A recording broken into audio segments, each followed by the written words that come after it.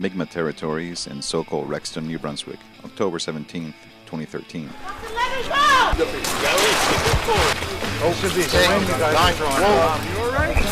Oh, no, you're not all right, you assholes!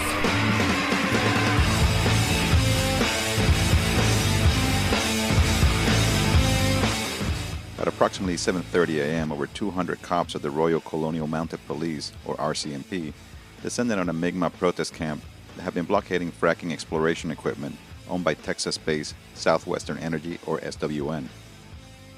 The Mi'kmaq are the original inhabitants of this land and have been engaged in a struggle against SWN and their intent to frack their territories for natural gas since earlier this summer. The cops came in guns drawn, with safeties off, and several of them were outfitted with camouflage and carried semi-automatic rifles. They had surrounded the encampment where members of the Mi'kmaq Warrior Society were staying. They came in through the far entrance near the highway with probably about 75 to 100 cops on that end. There were shots fired at one point. I believe one of the people in camo was firing in the air. I then saw Molotov cocktails being lobbed at heavily armed cops by people hiding in the woods.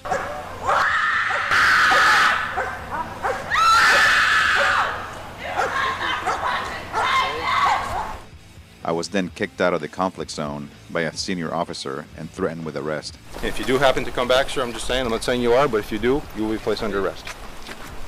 I refused to go behind the police line and kept a position where I could witness the events and avoid arrest for as long as possible. Attention! Attention! You are prohibited from hindering, interfering, or obstructing access to the staging area and storage facility, or obstructing or impeding traffic. Anyone that continues to do so will be arrested and removed from this area by police. So you guys do work for SWN. So you do work for SWN. A tense standoff continued for the next 2 hours. Because I'm going to tell my kids in the grave that I stood up for their water. I stood up for your guys' kids' water too. All of your guys' kids. I could hear supporters gathering from behind a police line in the town of Rexton. And we're not leaving. Well, this is Big Mug, and we have a note here saying that we can be on this private land. So now who's in the wrong here, brother? Mi'kmaq supporters were able to break through the RCMP line and were rapidly headed in the direction of the blockade while singing songs. At this point, I could see the police were panicking. The cops in camouflage moved in on the warrior encampment, and another group of police formed a line to meet the supporters, effectively pushing me out of the conflict zone.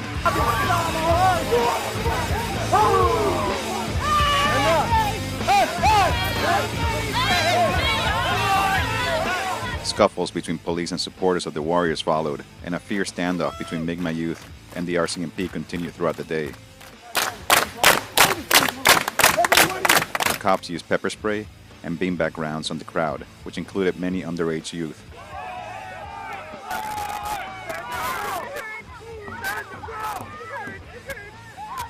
Anger at the police was at a boiling point, and in fear, the cops abandoned their cars and moved to the safety of the police line. At around 1:30 p.m., supporters were asked to put down their cameras, while people set the RCMP vehicles aflame, to the cheers of many.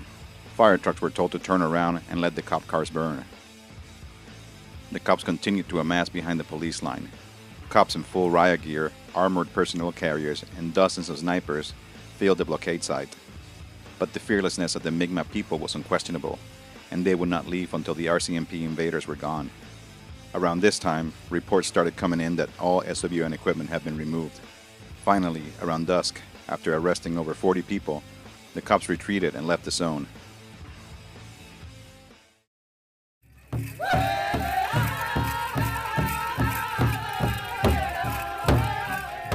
On Saturday, hundreds of people from all over Turtle Island descended on the blockade site. The corporate media were told by locals that they were not welcome and were ordered to leave the area. I stood up.